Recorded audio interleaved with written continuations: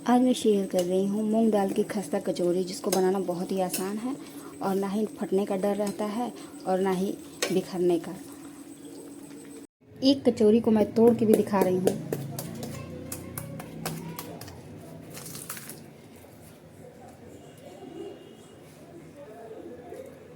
साथ में खाने के लिए कचौड़ी के साथ आलू वाली सब्जी भी मैंने बनाई है। मूंग दाल कचौड़ी बनाने के लिए सबसे पहले हमने मूंग को 3 से 4 घंटे पहले 1 से 2 पानी धुल करके इसको भिगो लिया था और ये बहुत अच्छे से भीग चुके हैं। तो अब इसका पानी हम निथार लेंगे और अब एक मिक्सर जार लेके 3 से 4 ये जो लाल वाली मिर्च होती है इसको डाल लेंगे और जो दाल है इसको डाल लेंगे। आप यहाँ पे अदरक भी 1 इंच डाल सकते हैं और इनको बिल्कुल फाइन नहीं पीसना है, दरदरा पीसना है। तो मैंने 1 कटोरी दाल लिया हुआ था, कुछ इस तरीके का दरदरा पीस लिया है दाल को। और अब इसको भूनने के लिए एक पैन में 2 चम्मच तेल डाल देंगे। तेल गर्म होने के बाद इसमें 1 चम्मच जीरा डाल देंगे, तड़कने देंगे और इसमें हम हींग जरूर डालेंगे।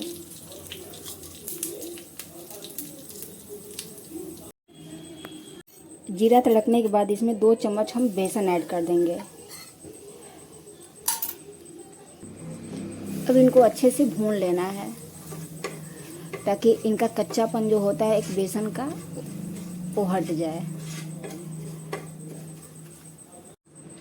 1 से 2 मिनट बेसन भूनने के बाद अब इसमें कुछ मसाले ऐड कर देंगे। तो 1 चम्मच लाल मिर्च पाउडर डाल दें, आधा चम्मच हल्दी पाउडर, 1 चम्मच धनिया पाउडर, आधा चम्मच गरम मसाला, आधा चम्मच खटाई पाउडर, साथ में थोड़ा सा कसूरी मेथी डाल देंगे। आप यहाँ पे कटा हुआ धनिया का पत्ता भी ऐड कर सकते हैं। अब इन सभी चीज़ों को अच्छे से हम मिक्स करके भून लेंगे। कुछ सेकंड भूनने के बाद पिसा हुआ जो दाल था इसको हम डाल देंगे। इनको भी अच्छे से हम भून लेंगे।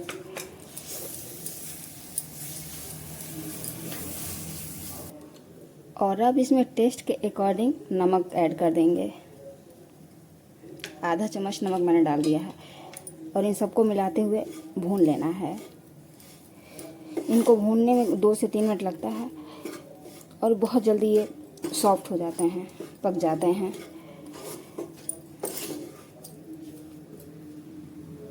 और अब जब लगे कि मूंग दाल का जो फीलिंग है अच्छे से भून गया है तो गैस ऑफ कर देना है।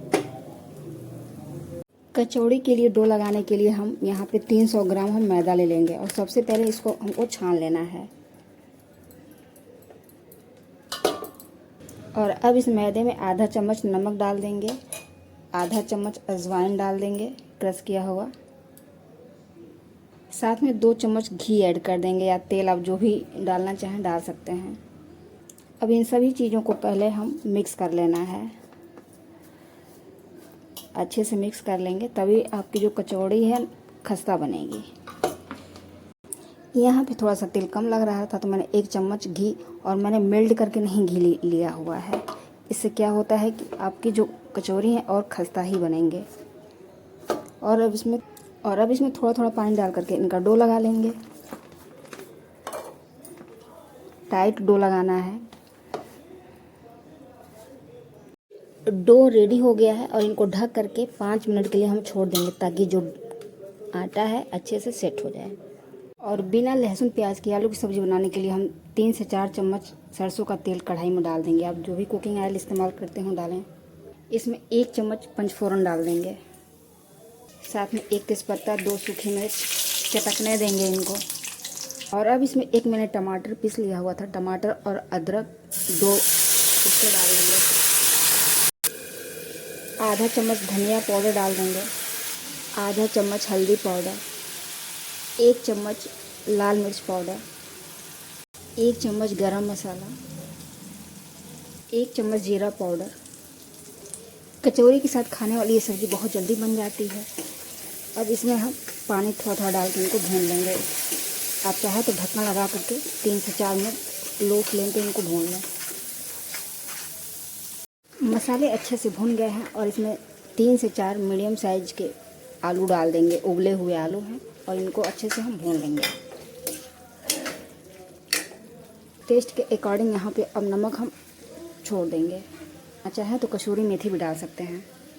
2 से 3 हरी मिर्च काट के आप डाल दें। और अब इसमें हम पानी डाल देंगे। ये पतला ही रहता है आलू के साथ। आलू वाली जो सब्ज़ी होती है कचौड़ी के साथ खाने वाली, आप देखते होंगे जो हलवाई लोग बिल्कुल पतला सा बनाते हैं, हलवाई लोग जो होते हैं। तो आप अपने अनुसार देख लें। इनको ढक करके कम से कम हम 4 से 5 मिनट लो फ्लेम पे पकाएंगे। तो इस तरह से बगैर लहसुन प्याज की ये भंडारे वाली सब्ज़ी भी आप बना सकते हैं। तो आप देख पा रहे होंगे कितने अच्छे से ये रेडी हो गई है सब्ज़ी। अब गैस ऑफ कर देंगे।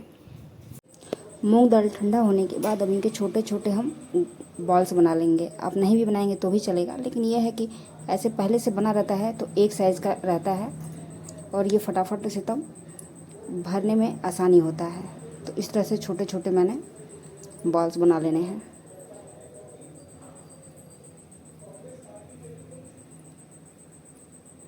इस तरह से कुछ बॉल्स मैंने बना लिए हैं।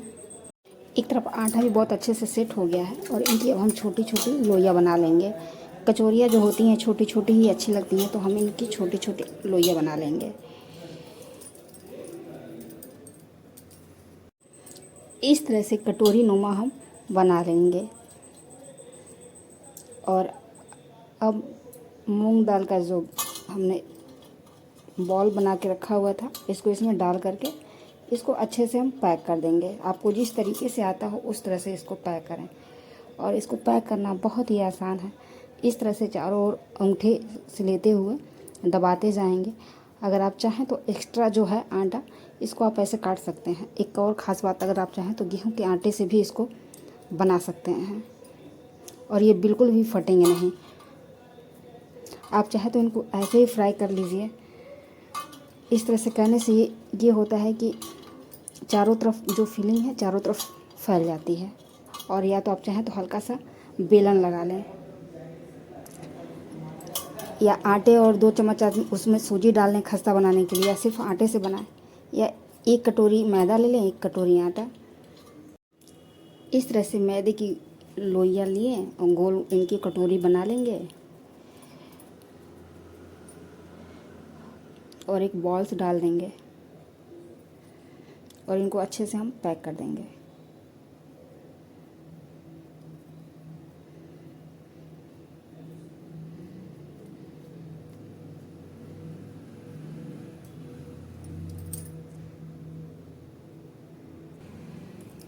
इस तरह से इसको पैक कर लिया और थोड़ा सा इसको चिपटा कर लिया।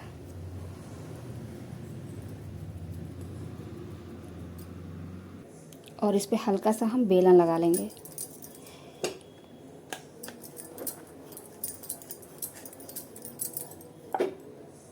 इस पे आपको आटा और तेल लगाने की ज़रूरत नहीं है, ये ऐसे ही नहीं चिपकेगा। इस तरह से इसकी पतली सी हम कचौड़ी बेल लेंगे। ऐसे बहुत पतली भी नहीं बेलनी है, इस तरह से। इसी तरह से बाकी भी रेडी कर लेंगे। इस तरह से ढेरों कचौड़ियाँ मैंने बेल के रेडी कर ली हैं। चलिए इनको फ्राई करते हैं। इन कचौड़ियों को लो फ्लेम पे ही हमको फ्राई करना है, तभी कचौड़ियाँ जो हैं आपकी खस्ता बनेंगी। तो मैं एक एक डाल दे रही हूँ। कढ़ाई छोटा है इसलिए मैं बहुत ज़्यादा नहीं डालूँगी। अगर आपके पास बड़ी है जिसमें अट जाए जितना, उतना डाल दें। तो मैं 2-2 3-3 करके ही फ्राई करूँगी।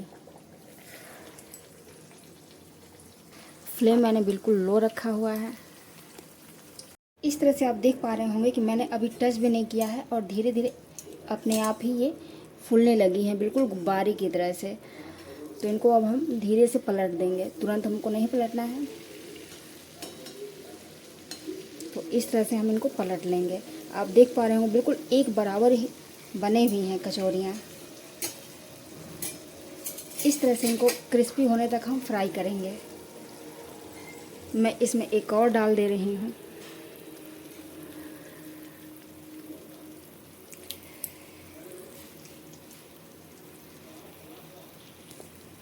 दोनों साइड से बहुत अच्छे से ये क्रिस्प हो गए हैं। तो अब इनको हम निकाल लेंगे। आप इनका कलर देख पा रहे होंगे।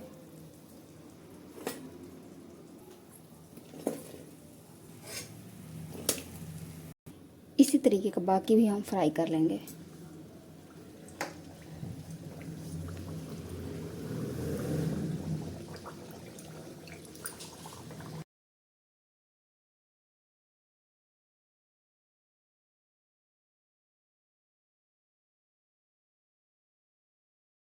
इस तरह से ढेरों कचौरियाँ बनके रेडी हो गई हैं। वीडियो पसंद आने पर प्लीज़ वीडियो को लाइक शेयर सब्सक्राइब करना ना भूलें। एक कचौरी में तोड़ के भी दिखा रही हूँ कि कितना खस्ता बना हुआ है।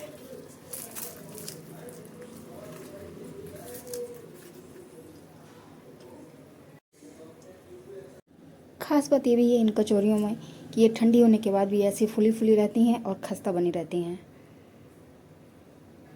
इन कचौरियों को मैं सर्व करके दिखा रही हूँ।